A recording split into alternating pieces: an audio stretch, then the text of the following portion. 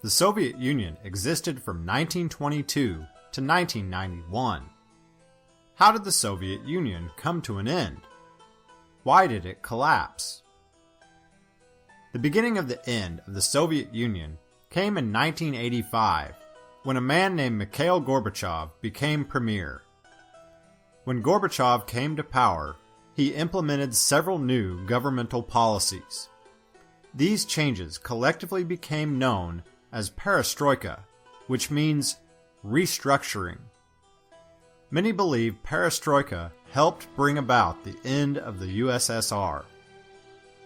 One of the most important things he did was ease the restrictions on free speech.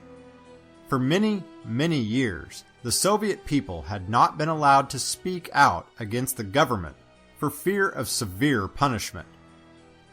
Under perestroika, they were able to speak their mind more openly. Through a policy known as Glassnose, the government became more open as well. Glassnose is a Russian term which means openness. It referred to an increased amount of transparency of government activities, which meant they would no longer hide information from the people. The economic situation in the Soviet Union was also very grim during this time.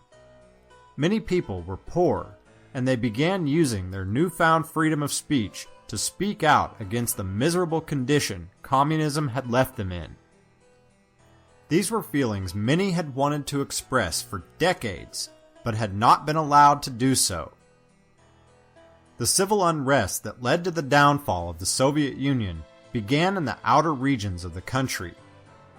Estonia was the first region where organized protest movements began demanding independence from the Soviet Union. Before long, similar protests erupted in Lithuania, Latvia, Azerbaijan, Georgia, Ukraine, Moldova, and Belarus. Unlike similar incidents from the past, Premier Gorbachev did not attempt to end these protests with the Soviet Army. In 1991, as it seemed the Soviet Union was on the verge of falling apart, a group of hard-line, devout communists attempted a coup d'etat, meaning they attempted to seize control of the government. When the people learned this had happened, they took to the streets by the thousands.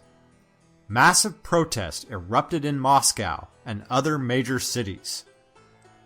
In an effort to maintain power, the communists sent out the military. However, troops refused to raise their weapons against the people, and many joined the protest. The communists realized that without the military, their coup would fail. Power was returned to Gorbachev. Within months after the failed coup, the Soviet Union collapsed entirely. In December of 1991, Premier Gorbachev stepped down, and in January of 1992, the Soviet Union ceased to exist. The collapse of the Soviet Union was seen as a triumph of freedom and democracy over totalitarianism. The death of the Soviet Union finally brought an end to the era known as the Cold War.